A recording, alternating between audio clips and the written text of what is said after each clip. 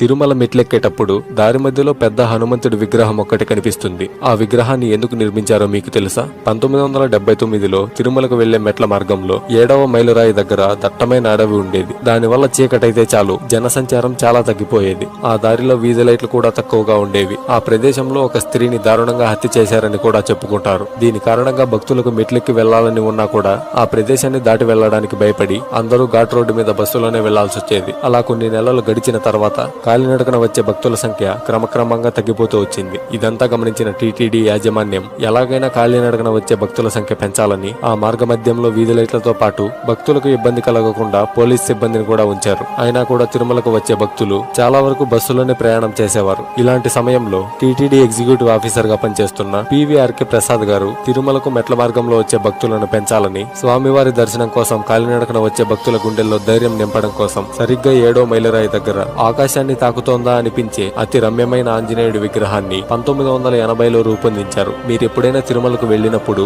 ఈ విగ్రహాన్ని చూసి ఉంటే కామెంట్ చేయండి.